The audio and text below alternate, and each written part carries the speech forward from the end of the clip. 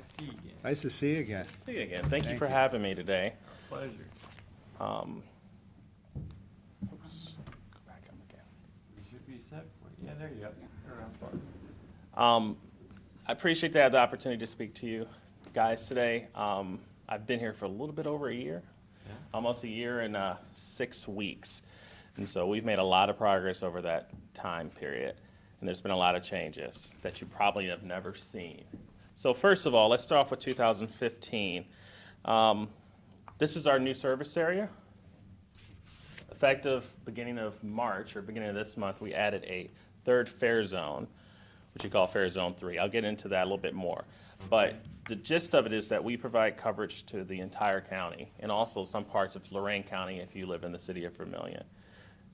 Our highest ridership is from the city of Sandusky for demand response service, which is our door-to-door, curb-to-curb service, with Perkins Township, Huron, then the city of Vermilion coming in second, third, and fourth in ridership. So we prefer a lot of trips outside of the city of Sandusky as well. We operate a system, we have two different sides. So we have our demand response system, which is what we go to your house, pick you up, take you to your destination. And then we have our fixed route system, which is our Spark system, which is a majority of our ridership. Generally speaking, 72% of our demand response ridership, which is countywide, is elderly and disabled. No boats? No boats? Kelly's Island? You saw that? Yeah, I excluded Kelly's Island. I'm kidding. Okay. I've thought about it actually, but so most of our demand response ridership is elderly and disabled, where our fixed route ridership, most of it is just people who either cannot afford a car, choose not to have a vehicle to get to and from work or to doctor's appointments or to shopping. Our number one stop in 2015 was Walmart with 15,000 trips from that location To Walmart? to Walmart on 250. Next will be Kalahari, and then our transfer points at Pioneer Trail, the mall, and Kroger's. Demand response represents 67% of our expenses in 2015, but only 30% of our ridership. We spent about $1.3 million in demand response service in 2015. Our cost per trip compared to our fixed route service is roughly 4 times that, almost 5 times as much than just to provide a trip on our Spark system. So $23.34 is what we had in 2014. We dropped that by over $1 in 2015 to $22.14. We hope to get down to about $19 per trip in this year going into 2017. And that'll really help our finances if we can do that. So I got hired. What happened in 2015? I was hired on the 17th of February. We began evaluating our operations with the goal of reducing the subsidy or eliminating the subsidy that the city pays to operate transit and making it sustainable over the long term. And it is that part of that process we had to make a lot of difficult choices and a lot of changes to how we operate and how we budget transit. I'm not going to get too much in the weeds with this. Generally speaking, we didn't have a plan. When we were on life support for so long that we really didn't have a long-range plan of what we wanted to do, let's say 2 years, 3 years, 4 years down the line. So by developing a plan of what we wanted to do and how we wanted to get there, it allowed us to really focus in on what was really important in our operations and our staff. The biggest issue I found coming in is that we just didn't have enough staff knowledge outside of the administrator for transit operations.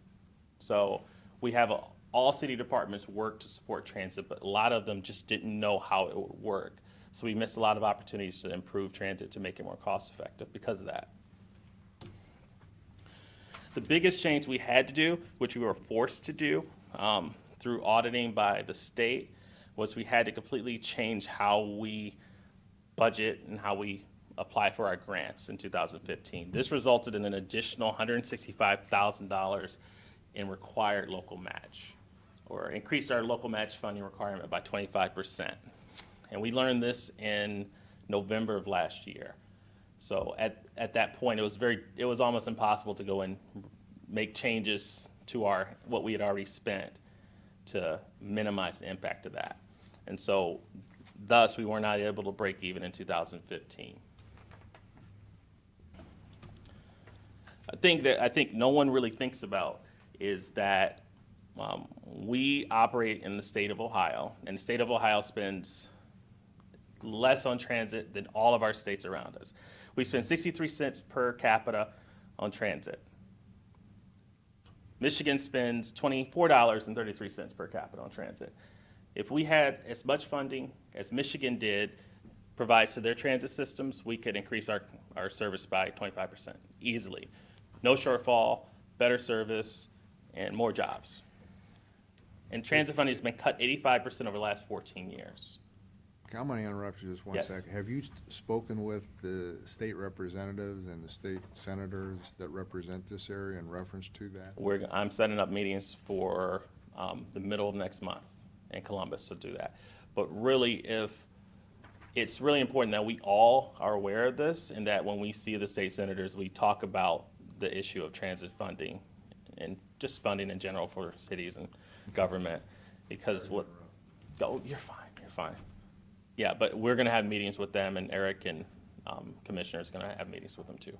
How does Michigan pay for theirs? I mean, do they take it out of the gas tax or? I think they use general fund revenue and they use gas tax revenue. They don't have as strict restrictions on fuel taxes. And I can talk about fuel tax for another 5 minutes. There's a lot of issues with that. Yeah. So our budget for 2016 is going to be a little bit over $2.7 million. Because we have a long-term plan now and a medium-term plan, we know where we need to spend and invest our money. So our capital projects are designed to reduce our operating costs. And our operating cost is by far the largest expense in our budget. So that $23 we are spending per person on demand response, these investments will help reduce that. So we get towards that $18, $19 per trip. So total revenue sources, the same amount, of course. Most of our revenue comes from the federal government, so almost $1.7 million. Contract revenue from our partners at SOS, the Board of Developmental Disabilities, the state, our fares, all of that adds up to make us a functioning transit agency. We're working to reduce our general fund, city general fund contribution to less than $150,000 this year. And just to put it in perspective, that 5% of our budget leverages everything else. So without that general fund to meet that shortfall, we don't have an operation. We cannot bring in the $2.7 million into the community to pay for our drivers, our dispatchers, to pay for gas, to pay for all the equipment we order from our suppliers in Erie County. Service changes for 16, Fare Zone 3 was number 1. We're going to redo our fixed route Spark network to make it more convenient and make it work better, invest in technology and in new vehicles. Fare Zone 3, just to take it back in history, so I've been here for a year. What has happened is that we've expanded coverage to countywide, and we retract it, and we expand again, and we contract it.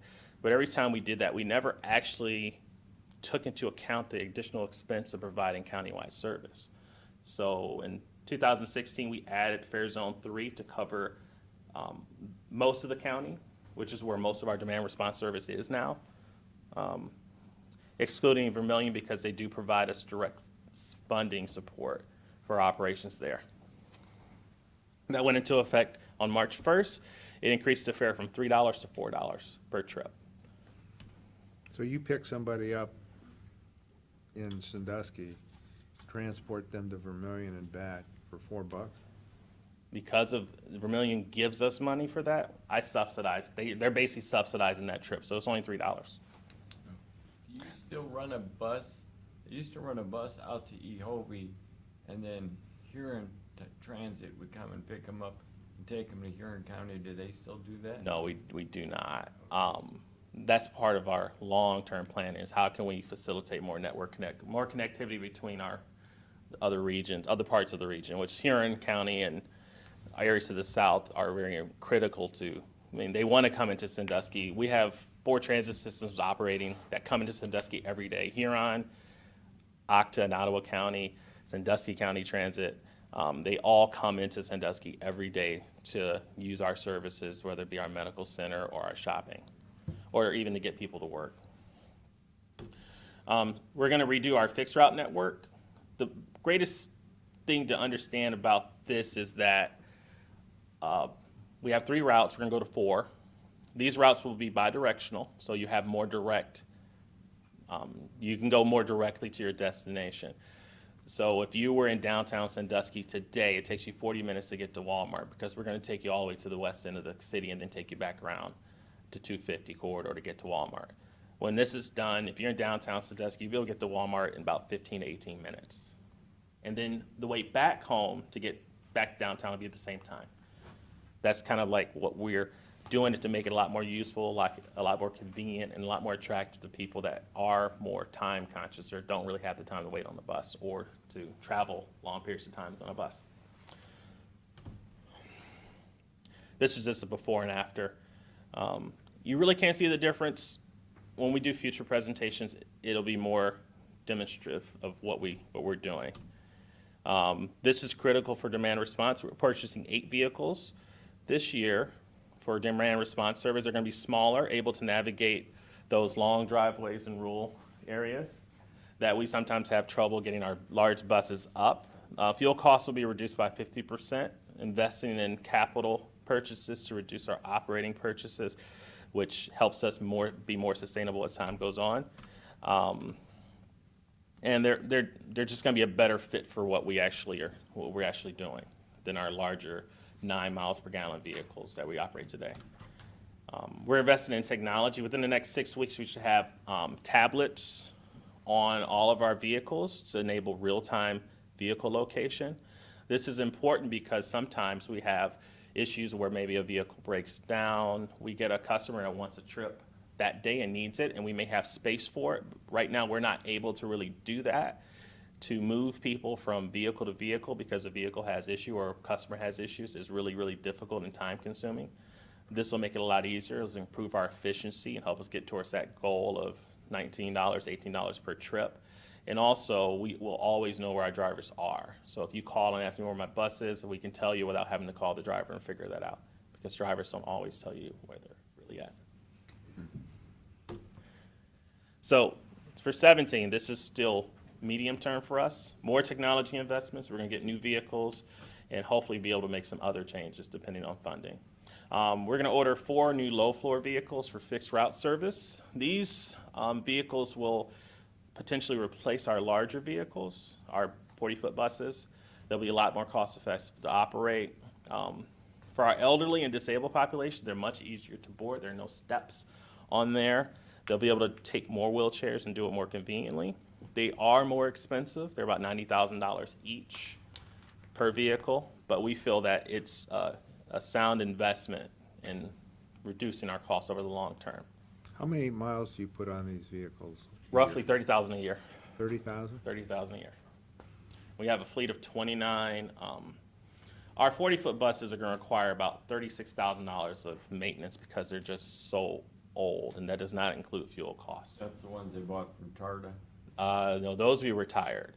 We bought some new ones from, I thought we bought a new. you guys actually pay for those buses. So yeah, we bought some new vehicles from Cincinnati. If I'm not mistaken, we put in, when we had the sales tax, when we increased that, I think we donated like $55,000 to the city for the buses. Something like that. Yeah, in 2014. Yeah, 556. yeah. And that was really helpful. Helped us buy those 3 large buses, which were used. They're 1999s, and also 4 new buses.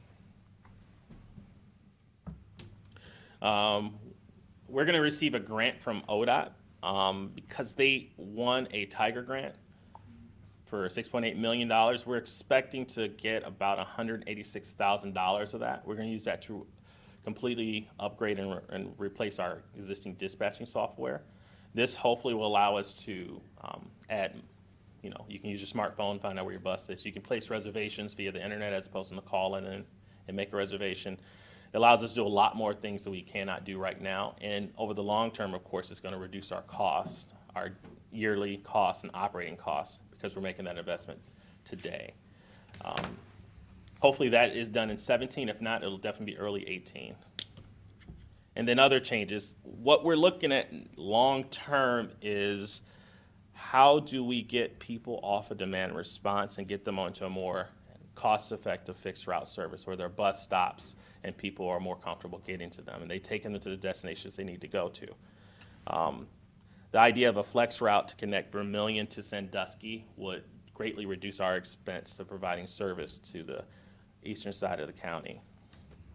A flex route basically is a route that stops at bus stops but has the ability to go off of that and go to people's house and pick them up as well.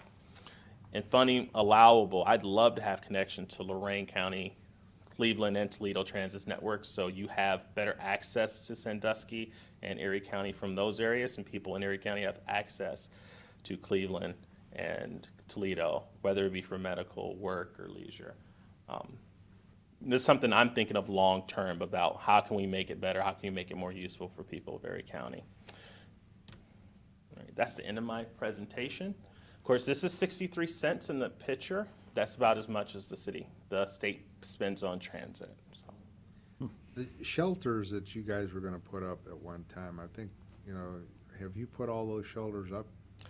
We put up all the shelters that were part of that original ARA grant, or the stimulus grant. I see some people standing out in the rain and stuff periodically out there at the Sandusky Mall, and I'm thinking, Yeah. God, I will. Our focus this year is going to be on making the fixed route work. And until we find out where the buses are going to be running long-term, we don't want to invest in shelters until we do that. Right. So there are a couple things we're going to do. One at the mall, I'm definitely on board with. I just haven't been able to reach out to the mall, not because they're very receptive to it. I just need to sit down and get the meeting, but I'm a little bit swamped with other operational issues before I can do that. Well, you've done a good job so far. Well, thank you. Anybody have any questions of our transit No, authority? no, we've already talked before the meeting. Okay. Thanks for coming in. We Thank you for your Marvin, time. thank you. Thanks, Marvin.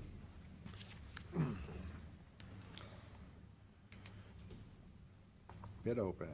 Yeah. You wanna read the resolution? Okay, resolution of the Board of County Commissioners of Erie County for the purpose of establishing the Erie County Healthier Buckeye Council. No, Ooh, hang on. could you hold on to that until, there's a couple of them there. Oh, okay. Hold for Pete's variance, okay, Thank you. all right. Resolution, Board of County Commissioners of Erie County for the purpose of releasing any liens or claims of liens against property now and formerly owned by Kathy J. Couts, located at 217 Wade Boulevard, Sandusky. Second. Mr. Monahan? Yes. Mr. Farrell? Yes. Resolution, Board of County Commissioners of Erie County for the purpose of releasing any liens, claims, liens against property formerly owned by Melissa Davis, located at 1913 Wade Boulevard. Second. Mr. Monahan? Yes. Mr. Farrell? Yes.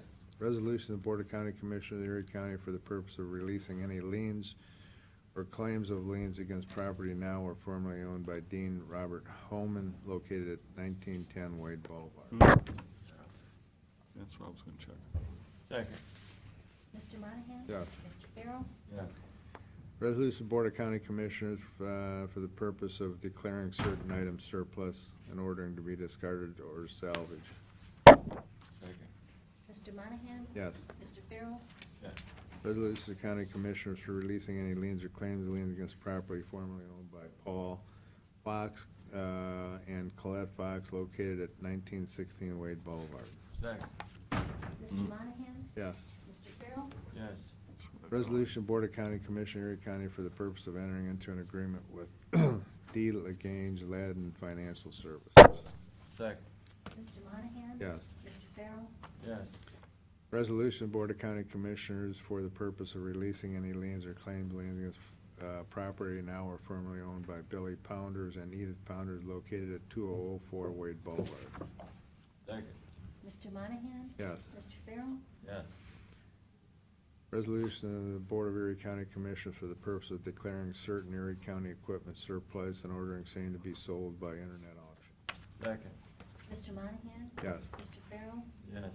Resolution of the Board of County Commissioners for the purpose of releasing any liens or claims against property or now formerly owned by Frederick Bermeline and Wilma Bermeline, located at 1918 Wade Boulevard.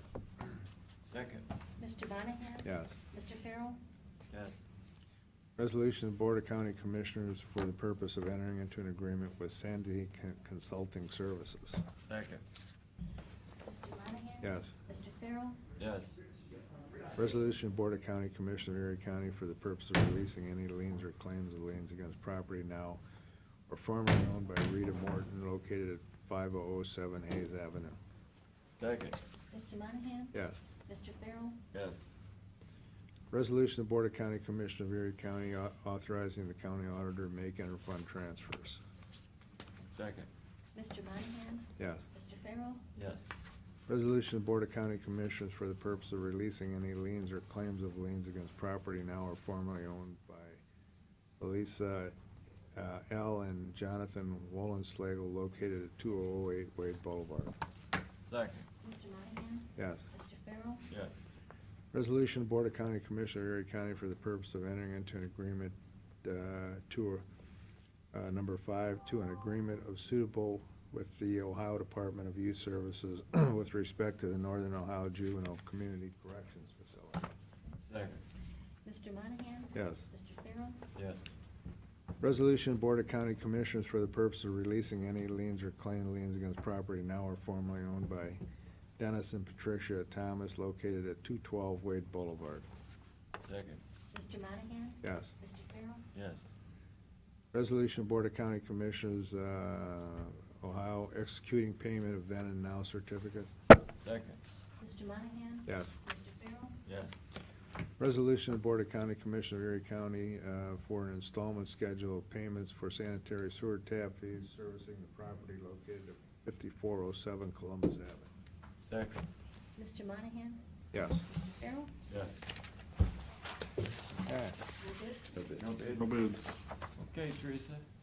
No. You're up. Oh, you bet. Okay, so I'm here today to ask the commissioners to designate the Erie County Family and Children First Council as the Erie County Healthier Buckeye Council. And are you aware of what those are? I think you ought to give us A little brief spiel? recap Okay. of what it is. All right. So the Ohio legislature created in statute the Ohio Healthier Buckeye Council. And in that legislation, they also set aside $11.5 million to create a grant, a pilot opportunity, and award grants to the newly formed local Buckeye councils. And the requirement is the county commissioners have to designate who that will be in the county. The councils were created to reduce reliance on public assistance and promote self-sufficiency in the county. So it's really about reducing poverty and helping people find jobs and education and correct services to help them to do those sorts of things. So the membership requirement for the council, for the Buckeye Council, is a little different from the Family and Children First Council. So what I proposed to our Erie County Family and Children First Council was to add this council as a subcommittee of the Family and Children First Council, because otherwise it would just be huge and a difficult group to manage, because their purposes would be slightly different, because the Buckeye Council is really focused on more adults and self-sufficiency issues, where the Family and Children First Council is more focused on children. But we felt like because it would be involving children's parents and helping children's parents, that it would be, legitimate to do that. So we're proposing to create a large subcommittee of council that maybe has 2 or 3 members that actually sit on council and have voting privileges, Family and Children First Council. So that's kind of where we're at with it. The Family and Children First Council did approve this on the 22nd. We do have a chance to apply for the pilot once we're designated, up to $750,000. I figured out if the $750,000 would probably fund 15 counties if there weren't a lot of counties that were going to request smaller amounts, and we'll probably request a smaller amount than the $750,000. I don't think we can spend $750,000 in a year. Okay. Okay. Ready to go? Okay, a resolution of the Board of County Commissioners of Erie County, Ohio, for the purpose of establishing the Erie County Healthier Buckeye Council. Second. Mr. Monahan? Yes. Mr. Farrell? Yes. Thank you very much. Okay. Thank you, Teresa. Jack, you're up. Morning. How are you? Good, how are you? Okay.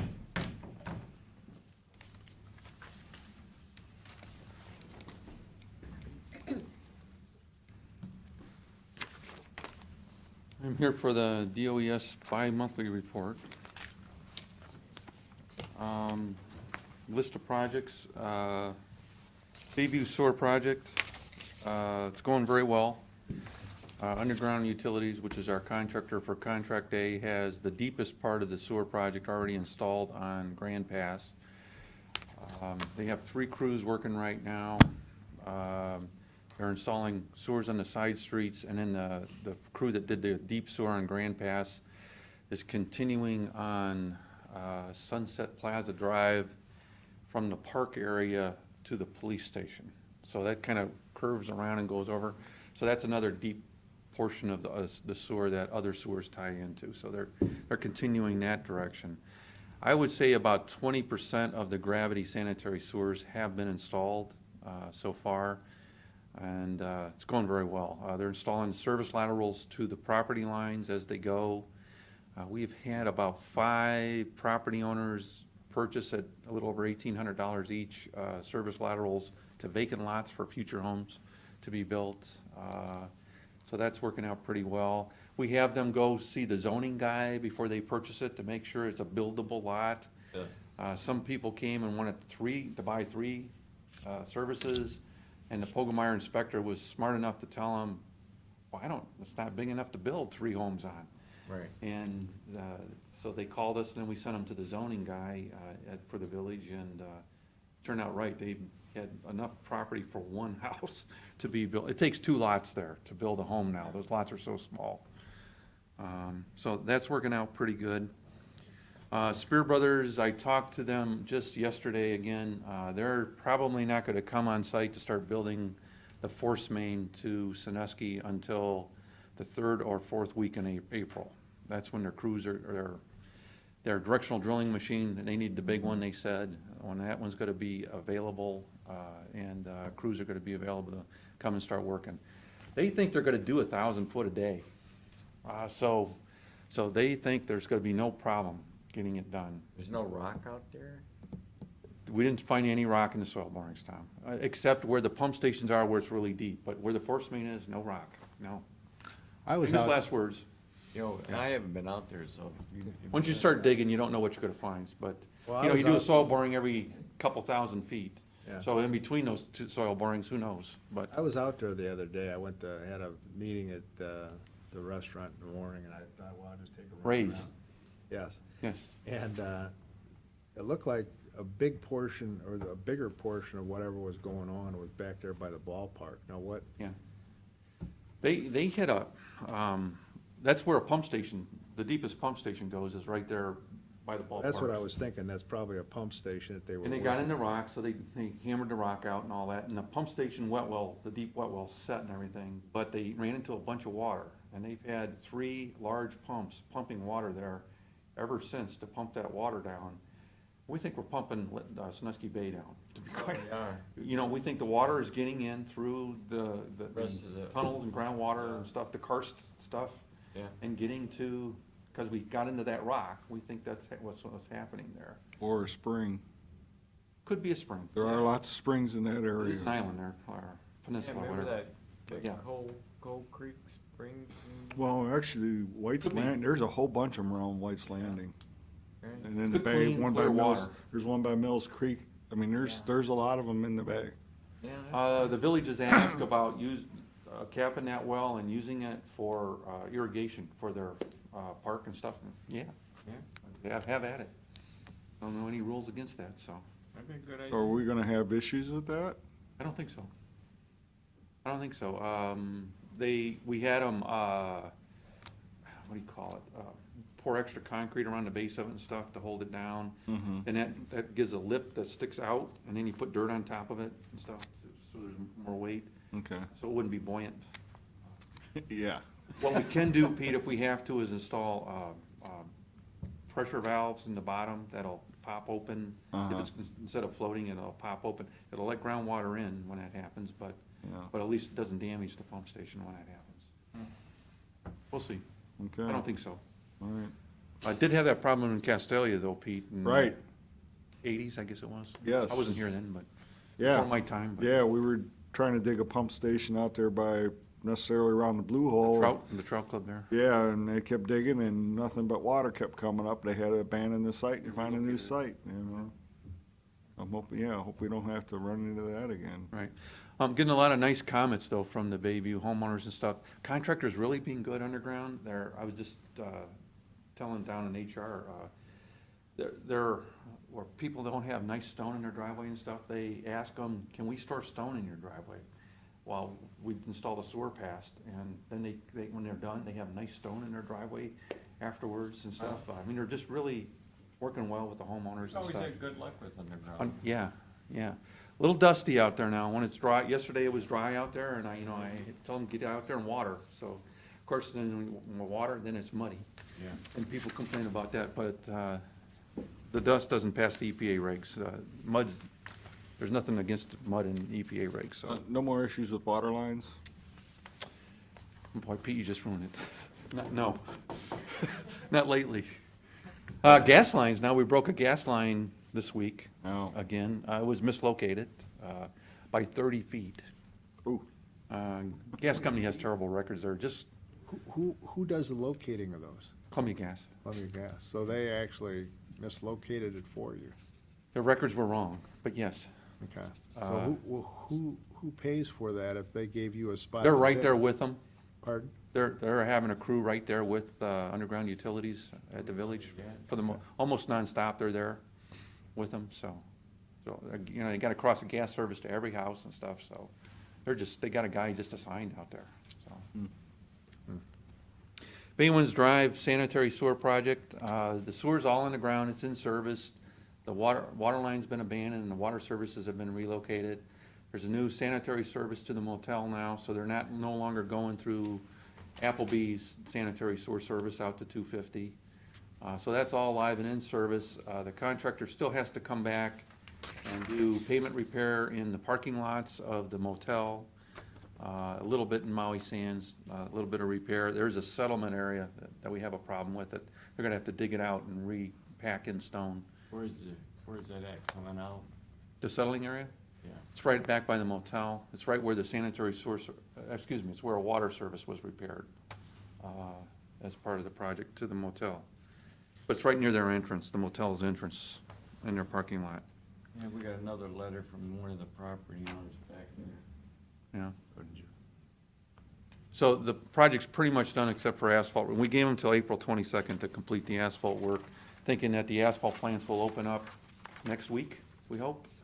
We'll see, and he'll have it done either next week or the week after. The asphalt plant should open. They usually open up no later than April 15th, so, but hopefully with I the always thought weather it was we've March had- 15th. That's why I had April 1st as the contract deadline before, but I don't know. November 15th to April 15th, I always thought, or March 15th, I always thought they were closed, but I'm wrong. Sawmill Creek wastewater treatment plant primary screen project. Jones and Henry is 90% done with the design of the project. It has been submitted to Ohio EPA for a permit to install, and we will be ready to request permission from you to advertise for bids on that, probably in the next few weeks here. Get that out to bid for this year's project. The sanitary sewer improvements from Mitawanga to Huron sewer system, we divided that up. Section A is the force main that has broken a bunch of times between the Huron A Street pump station and the Huron Basin wastewater plant. That portion of the project's 90% complete design. We've applied for an Ohio EPA permit to install. That should we should get that soon, probably next week. We've applied to Norfolk and Western for a railroad permit. There's 3 track crossings of that force main to get to the plant. That used to take, 90 to 120 days to get a railroad permit, sometimes 6 months. Now there was a company down in southern United States that was an engineering firm that we had to deal with, DJ Harris, on all those permits. Now they've got a firm in Cleveland, AECom, that's doing them, and their turnaround's a lot faster, so hopefully that'll come real fast too. There is an easement we want to get also from that project. What's the name of the property? They own about 5 different parcels. There's a engineer, or a law firm out of Columbus that we're dealing with on it. Something, Warren Slag Company. I don't know the people, but I don't know if they're still alive or it's in, I don't know what it is. It's in a trust or whatever it is. But anyways, this law firm, they're working really good with us. In fact, they asked us, do you want to buy all 5 parcels of our price? I said, give me a price. I said, it surrounds our plant. I said, well, we can talk, but they haven't given me a price yet. But that's going pretty well. So that's come along really well. The design of the gravity sewer out to Minnewanka, to Huron, the survey, the topographical survey is completed.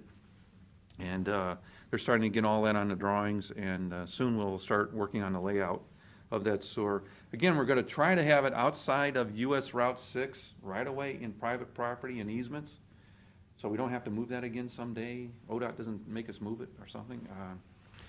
I don't know how well it's going to be to get these easements, so I don't know how long this project's going to take, but hopefully it'll go smooth. Huron Basin Wastewater Plant Sludge Dewatering Project, designs by Jones and Henry's 80% complete. We're getting ready to submit that to, we haven't submitted it yet to Ohio EPA for permit to install, but that should be submitted here shortly. And that project should get out to bid probably in the next 60 days. We'll come and ask you to advertise for bid on that project. Marshall Avenue wastewater pump station capacity increase. I have not worked on it since last time. It's no new language there. Same thing. I just got to find time to work on it. We're going to do the design in-house and the bidding documents and stuff, and I just have not had time. Relocating the Harris Road Water Tower to the village of Bayview. Poggemeyer's just sent me yesterday soil boring quotes from 3 different soil boring firms to do the soil borings for the design of the new foundation for the new water tower. The low bidder was Bowser Morner from Toledo at $4,500.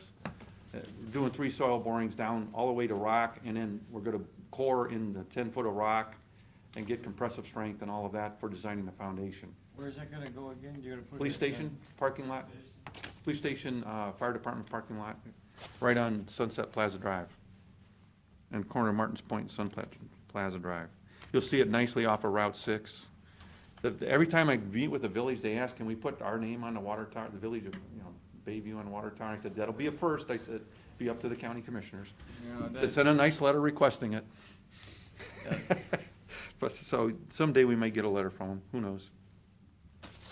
And the water tower, or the water line portion of that project, we want to get that done before the sanitary sewer project is completed and they start repairing the roads. So we would like to get that out to bid in the next 30 to 60 days, the water line portion of that project. It's about 2,200 feet of water line we want to install, and install 12 new valves in the water system there as part of this project. So hopefully I'll be coming to you with requests to advertise for bid in the next 30 to 45 days on the water line portion of the project. I've heard the estimates on this have gone up quite a bit. Yeah, Poggemeyer's estimates, they've raised it higher than my estimate a bunch. They're like at $800,000. My estimate was at $350,000 Yeah. to relocate the water tower. So, That's a big difference. Yeah. yeah, it's got to probably end up being somewhere in between, but Okay. as I know more, I'll make sure Pete's informed as we go. Landfill, I just wanted to let you know that we had a great year at the landfill in 2015. The tonnage was up 20% to 162,055 tons of solid waste we buried in 2015.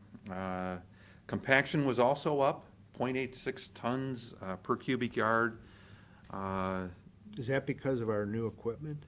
I think it's because of our Superintendent knows what he's doing really well, and because of the equipment both, yes. I definitely think so, Bill. That 110,000 pound compactor really helps over the 80,000 pound one that we were using before.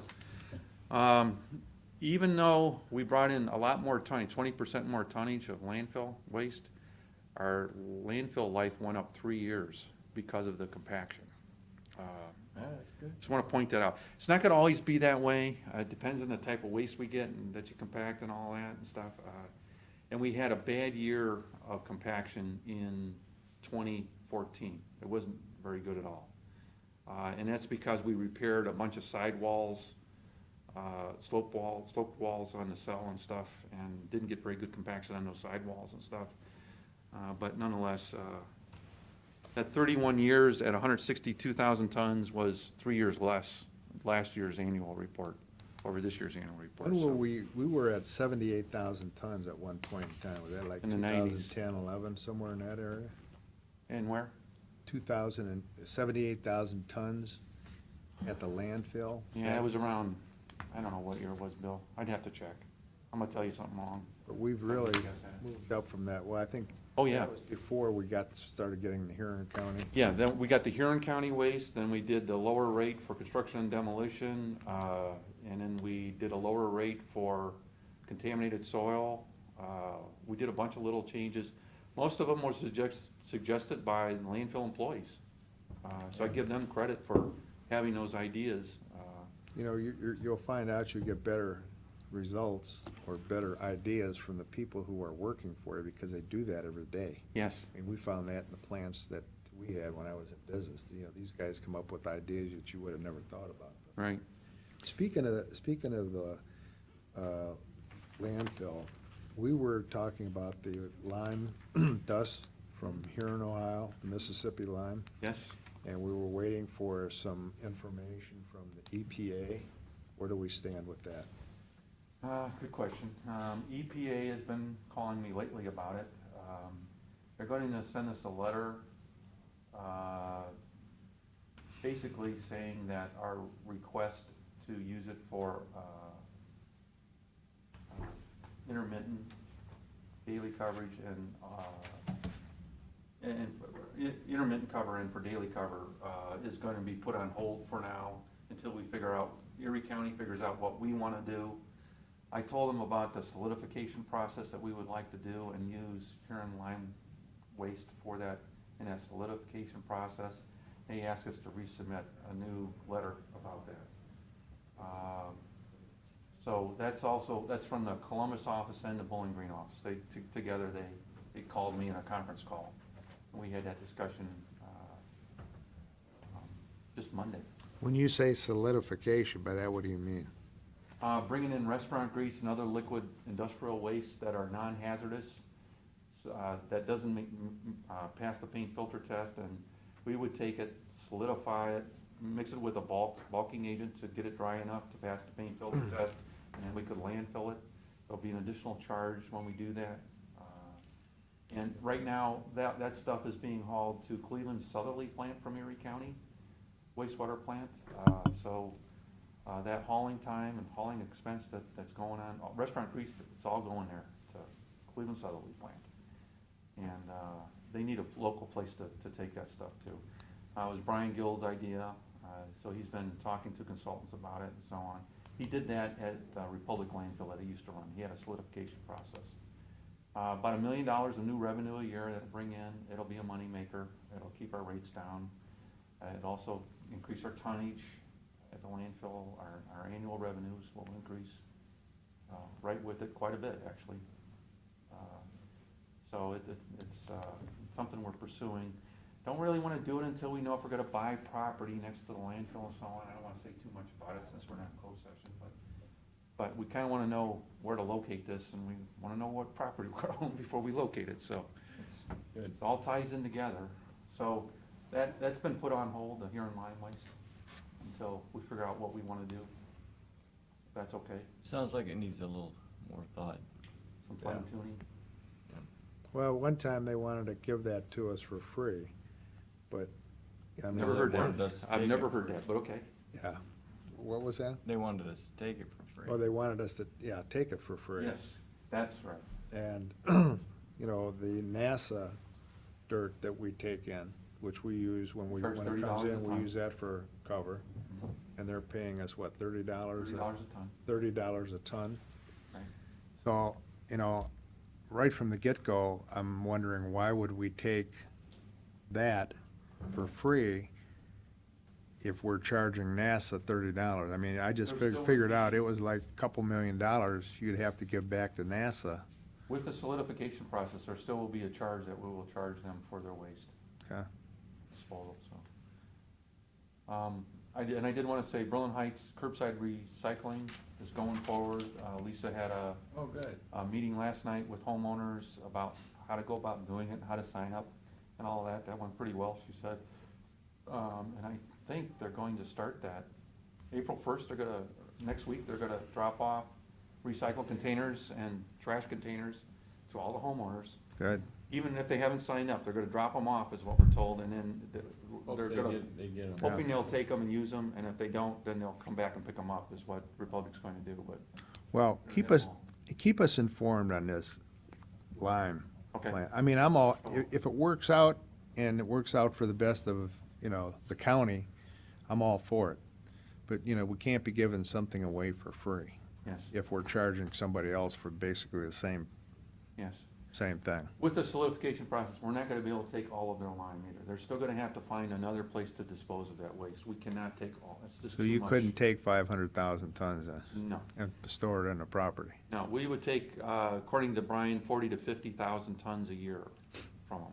And they produce at least 80,000, and they have another, like you said. But you half a gotta million make, you gotta pounds. make sure it works. I mean, you got a Yes. you got a pH factor Yes. there that could do something at the landfill that's not good for us. Well, the good thing is it would be buried in the trash this way instead of being, and put at top, so it won't just run off the surface with the rainwater, surface water, Okay.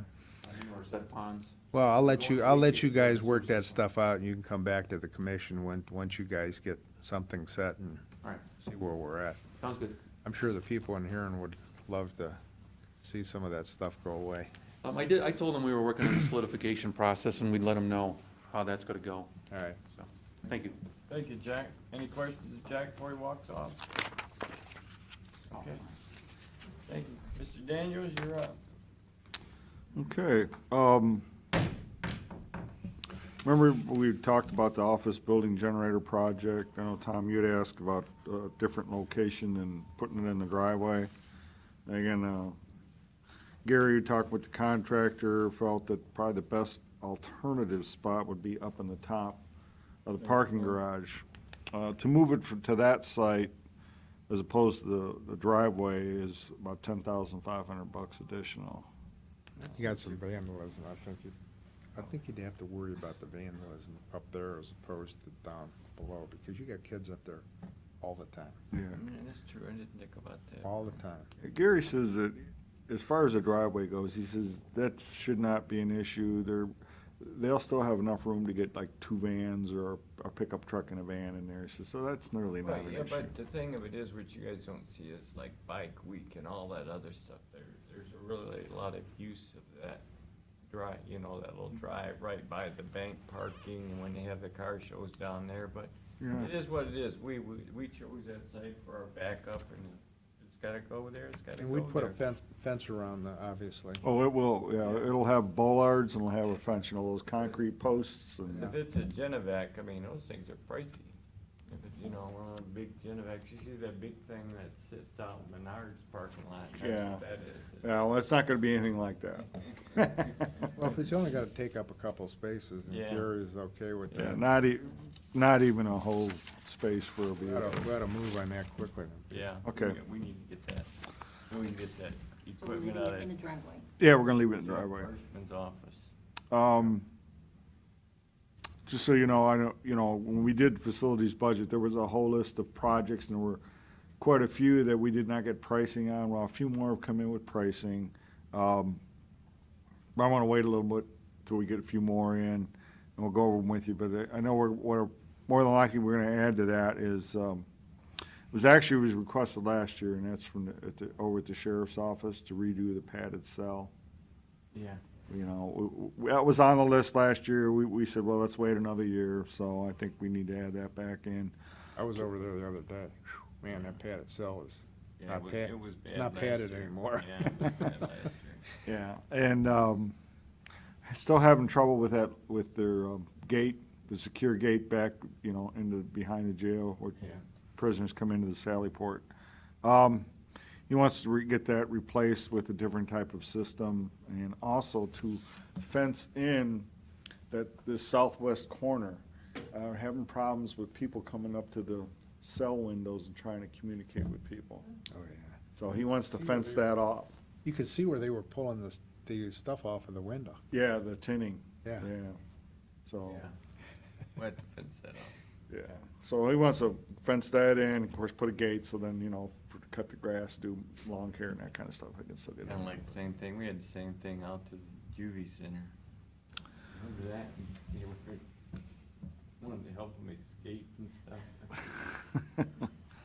There's a will, there's a way. Yeah. Probably next week, we'll, bring Jack back here and have him, discuss a request from Pogemeyer Design on the Bayview project. They're asking for additional monies. I've been working on I think it's a 6 or 7 page long questionnaire from the state auditors on our control environment, since they haven't been here for, I don't know how many years. They're kind of starting over from scratch. So I've been working on that. Personnel policies update. We started that a couple years ago. I kind of asked Nancy to let's regather the troops and let's finish this thing off. So hopefully in about a month or so, we'll be bringing that up to you. And Jason has written a release for the Sandusky water lawsuit, since we signed the agreement, well, the 2 agreements anyway. And he's written that up. We're gonna get the city to sign that, even though they have dropped the suit and everything, right? They dismiss it. They We just have a dismiss it. mutual release. Yeah. And then the other thing is, again, because we've got our finance folks here, there's an appropriation resolution for the budget up there. Okay. Just want to give you a few numbers. You know, last year's budget, when we passed, it was about 123 million total budget. This year, it's 141 million. You're like, wow, geez, what the heck happened? Why'd it go up? Well, remember, we passed the third and 4th% hotel motel tax for the sports park project. So the revenues on that are just, it's probably a little high right now, but about $3 million that's added to the budget. Sewer and water, landfill, that's up about $3 million. Again, we went through that budget, there were quite a few projects. Additionally, we're gonna do about $2 million more out at the landfill. But the biggest one is a lot of the projects that Jack was just here talking about. Again, Bayview sewers, that's between $7 and $8 million. You know, the sewer from Mitowanga to the basin, the sludge dewatering, relocating that water tower. Now, all of those are about 11.6, and again, you know, our health insurance says costs haven't necessarily slowed down a whole lot, that's an extra $1 million. So that's pretty much the difference in last year's budget, this year's budget. Yeah, you gotta invest in your community, there's no doubt. You gotta clean that bay up Yeah. if you want tourism here, in the lake. So that's kind of the short version of the big budget. Okay, I know you folks worked hard on it. We went through a lot of stuff, so. Okay, did a you good ready? job. Yeah. Okay, whereas it is the board's statutory obligation to allocate the annual appropriations for various county funds from the resources made available by the County Budget Commission, now therefore be it resolved that the Board of Erie County Commissioners of Erie County provide the current expenses and other expenditures of said county during the fiscal year ending December 31st, 2016. The following sums to be the same as hereby set aside and appropriated by the various purposes.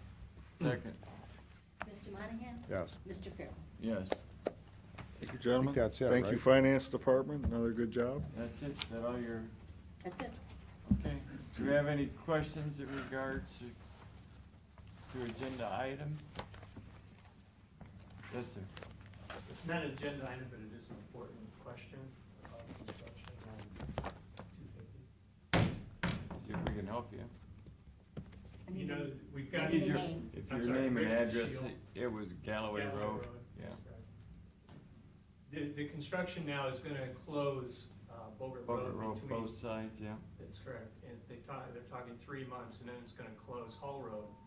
Is there anything the county commissioners, or can you make recommendations that we could have the speed limit reduced on Galloway Road, even on a temporary basis during this construction? Because I don't know how much traffic is gonna increase, but it's gonna increase, because that's the only way that people are gonna be able to get. I understand what you're saying, yes. Being Galloway Road's actually a two township roads, we could make a recommendation to the highway engineer to the townships, and I'm sure they may be receptive. If Galloway Road splits between Perkins Township and Huron Township, as you That's probably correct. know, so. But, we could speak with the engineer first, and then he could talk to the townships. We do not have the authority to do that. That would be helpful, certainly. It would be more helpful than if I did it on my own. Sure. And you might remind them that we have a lot of retired people there. It's more like a street than a road. You're right, It's yeah. very residential. We have retired people who walk, we have runners, bicyclists. We've got 2 churches, the Plumbrook Country Club, Betty Ringerly is all there. Now, you have 2 large condos, projects, you know, Plumbrook. Is it, Estates, and that. is it 35 miles an hour on one side, 45 miles an hour on the other? It's 45 miles an hour north of the Route 6, I'm seeing the Route 2 overpass bridge. Going north, it's 35. South of that, for about a quarter mile, where the chapel and the Church of Latter-day Saints and Better Religion, it changes to 45. So coming off of Bogart Road, it's 45, and That's Huron Township. 55 is the new 45, if you Yeah, follow my sure. drift. It's a racetrack. Yeah, my stepmom lives right on the corner there. I know Yeah. exactly what you're talking about. Yeah, it's Yeah, we like- can make a request of Mr. Parson to take a look at that for you. That'd be greatly appreciated by all residents, thank you. You bet. Yeah. I think, we'll say something, but it probably wouldn't hurt for you to talk to the township yourself, since that's a road. And you could probably just talk to Gary, their new administrator. He's very receptive. And he's been around our area for a long time, even though he worked for Oberlin. But Bill makes a good point. But we'll do what we can on our end also. Okay? Nothing further. I guess we need a motion to go adjourn. Motion made, Mr. Monahan? yes. Mr. Carroll? Yes. Okay. Thanks. Good work again, folks. Gonna, ready to go hit the button yet? Victor?